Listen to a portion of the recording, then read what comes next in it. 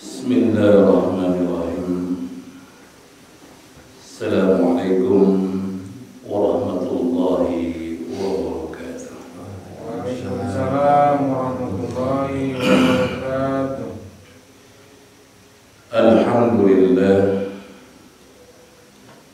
Alhamdulillahilladzi allafa baina qulubina fa asbahna bi ni'matihi ikhwana. Asyhadu an la ilaha illallah wahdahu la syarika lah wa asyhadu anna Muhammadan abduhu wa rasuluhu la nabiyya ba'da. Allahumma salli wa sallim wa barik ala nabiyyina wa karimina wa qudwatina Muhammad sallallahu alaihi wasallam wa ala alihi wa sahbihi wa man sara ala nahjihi ila yaumil qiyamah. Amma ba'd. Ma'asyiral muslimin rahimakumullah. Alhamdulillah wa syukurillah atas segala kenikmatan yang telah Allah berikan kepada diri kita. Masya Allah, Allah memberikan kepada kita sejak kita bangun tidur dengan beragam kenikmatan yang luar biasa. Kalau Allah bimbing kita untuk melangkahkan kaki ke masjid, yang tidak setiap orang-orang yang mengaku muslim mampu melangkahkan kaki ke masjid. Kenikmatan yang luar biasa. Kalau kita bisa melaksanakan sholat subuh berjamaah, yang mana nilainya pasti lebih besar dibandingkan dengan 2 rakaat sebelum kita melaksanakan sholat subuh. Padahal 2 rakaat yang kita laksanakan sebelum subuh itu nilainya adalah lebih baik daripada dunia dan segala isinya. Itu baru yang sunnah. Bagaimana dengan yang wajibnya? Ditambah lagi kemudian kita berzikir kepada Allah Subhanahu wa taala yang merupakan da'bus sholihin, kebiasaan daripada orang-orang soleh, yang mana orang-orang soleh disebutkan di dalam Al-Quran adalah sebaik-baik teman, bukan hanya di dunia tapi kelak juga di akhirat. Karena kita dipinta oleh Allah Subhanahu wa taala berdoa agar kita bisa berkumpul dengan orang-orang yang baik itu, yaitu orang-orang yang dikatakan sebagai siddiqin, kemudian dikatakan sebagai seorang syuhada, ya. Bahkan sebelumnya dikatakan bisa berkumpul dengan para anbiya. Lalu yang terakhir disebutkan ada as-sholihin, orang-orang yang soleh. Semoga kita termasuk di antara orang-orangnya. Amin ya rabbal alamin. Ma'asyiral muslimin rahimakumullah. Kita akan melanjutkan kembali kajian kitab, yaitu tentang Bahjatul Qulub Al-Abrar. Satu buku yang berisi tentang hadis-hadis Rasulullah yang kita harapkan adalah mampu kita laksanakan, mampu membimbing kita, mampu mengantarkan kita mengikuti apa-apa yang diajarkan, diperintahkan oleh Rasulullah Sallallahu Alaihi Wasallam. Pada hari ini kita akan membahas hadis yang diriwayatkan oleh Imam Ahmad, yang mana Rasulullah menyebutkan bahwa setan itu akan datang kepada salah satu di antara kita. Bukan berarti yang lain tidak didatangi. Cuman Rasul mengatakan bahwa setiap orang itu tidak lepas daripada setan. Bahkan kalau kita perhatikan dari hadis-hadis Rasulullah disebutkan bahwa ada bangsa jin yang dikenal dengan sebagai qarin, yang mana qarin ini mengajak kepada kemaksiatan kepada Allah Subhanahu wa taala. Rasul mengatakan, inna ahadakum ya'tihi syaitan. Sesungguhnya salah seorang kamu akan didatangi syaitan. Fayaqul, lalu mereka, ini setan ini datang lalu bertanya kepada diri kita. Tentu pertanyaan di sini bukan dia datang ke hadapan kita secara wujud, ya, tetapi dia akan datang di hati kita. Namun ada juga kemungkinan datang dalam bentuk setan dari jenis manusia, yang sekarang ini adalah orang-orang yang dikenal sebagai Islam liberal. Maka ketika itu setan datang kepada salah satu di antara kita dan berkata, man khalaqak, siapa yang menciptakan kamu? Tentu kita sebagai orang yang beriman akan mengatakan Allah.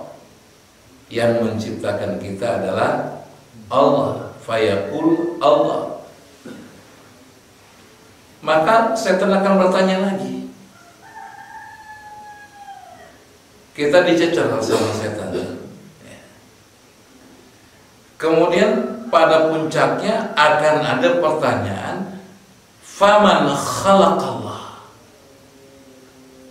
Lalu siapa yang menciptakan Allah Subhanahu wa taala? Nah, ini pertanyaan yang menjebak. Pertanyaan yang kalau kita mengikuti logika akhirnya menyebabkan murtad. Karena ketika kita ditanya siapa yang menciptakan Allah, kita nggak bisa menggapai tentang hakikat Allah, tentang hal-hal yang bersifat seperti yang ditanyakan oleh setan. Nggak akan sampai. Otak kita nggak akan sampai. Nah, begitulah setan melakukan penggodaan kepada manusia, penyesatan kepada manusia. Bahkan ada dalam sebuah kisah bagaimana kemudian ada anak-anak kecil dididik dengan kisah-kisah yang ujung-ujungnya lalu membuat mereka menjadi seorang yang ateis, nggak percaya dengan adanya Allah Subhanahu wa taala. Maka Rasul mengatakan, kalau ada orang bertanya man khalaqallah, maka faida wajada dzalika ahadukum, kalau salah satu di antara kalian mendapatkan pertanyaan seperti begini, maka faliyaqra, maka bacakanlah amantu billahi wa rasulih, aku beriman kepada Allah dan Rasulnya. Fa inna dzalika yudhibu an, karena perkataan aku beriman kepada Allah dan Rasulnya itu akan menghilangkan godaan tersebut. Ma'asyiral muslimin rahimakumullah. Dalam hadis lain yang diriwayatkan oleh Imam Bukhari dan Muslim dikatakan, ya'ti syaitan ahadakum, setan akan datang pada salah seorang di antara kalian, fayaqul man khalaqa kadza wa man khalaqa kadza wa man khalaqa kadza. Jadi ditanya, siapa yang menciptakan ini? Siapa yang menciptakan ini? Siapa yang menciptakan ini? Hatta yaqul man khalaqa rabbik. Lalu siapa yang menciptakan Rabb kamu? Fa idza balaghahu, apabila kamu mendapatkan pertanyaan seperti begini, falyasta'id billah, maka berlindunglah kepada Allah, waliyantahi, dan berhenti. Enggak usah disambung. Enggak usah disambung ketika ada orang-orang bertanya seperti begini. Oleh karena itu, ma'asyiral muslimin rahimakumullah,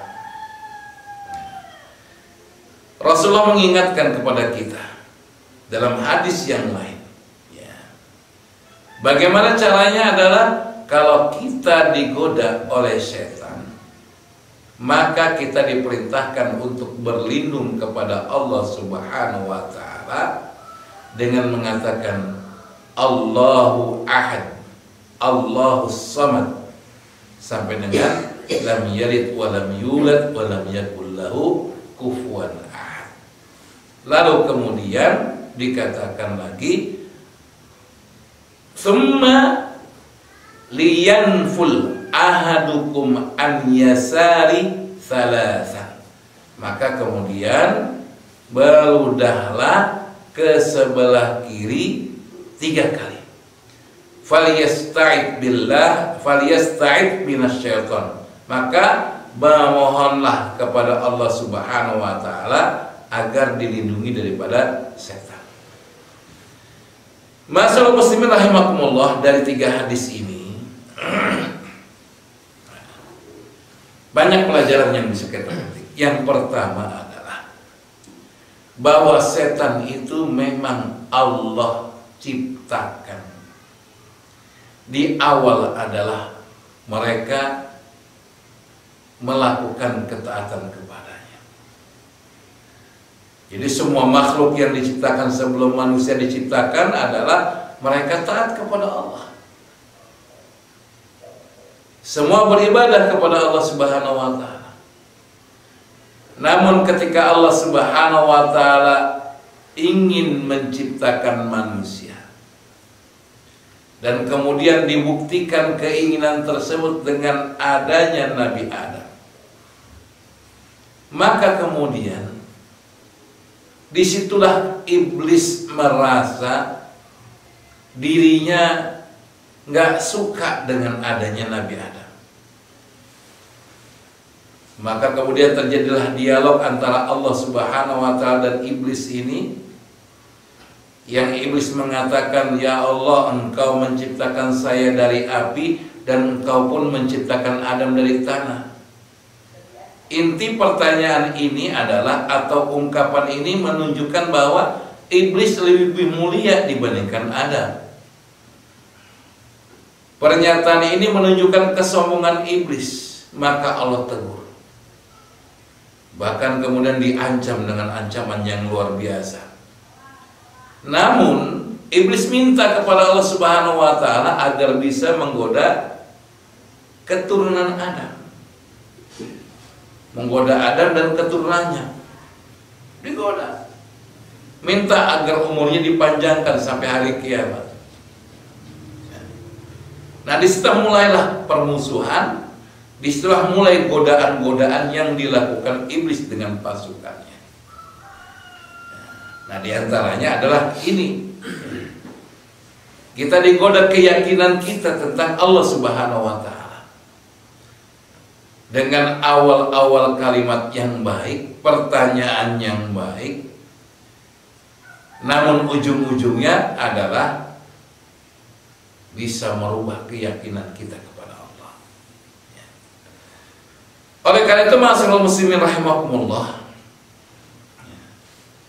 kalau kita mendapatkan orang-orang seperti begini, mengajak untuk tidak percaya dengan Allah, mengajak untuk kufur kepada Allah Subhanahu wa Ta'ala, maka Rasulullah memberikan kepada kita berbagai macam langkah agar kita selamat dari godaan yang dilakukan setan dengan pasukannya.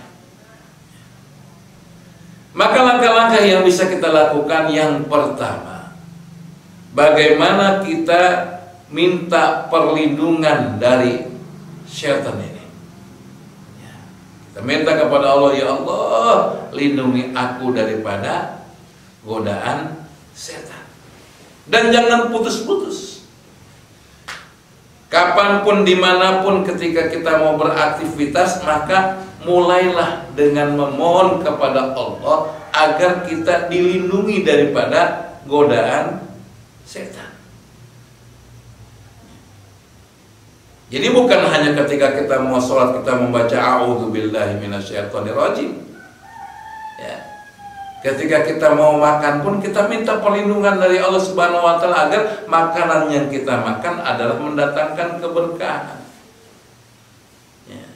Karena ketika kita makan tidak mengucapkan kalimat, tidak mengucapkan doa-doa yang diajarkan Rasul, maka pada saat itu setan ikut makan bersama dengan diri kita. Bahkan wa'iyadzubillah, ketika kita berhubungan dengan pasangan hidup kita, kita tidak membaca doa, ya, maka setan pun akan menikmati apa yang kita lakukan terhadap istri kita. Maka minta perlindungan.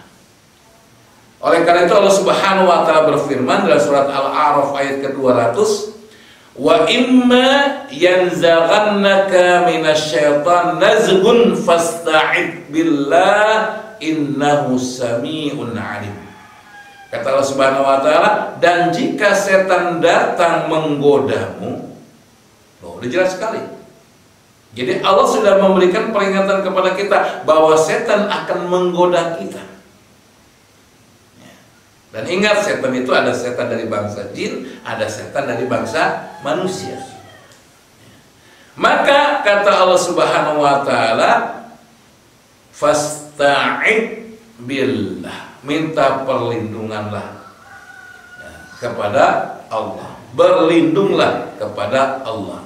Innahu sami'un alim, sesungguhnya Allah itu maha mendengar lagi maha mengetahui.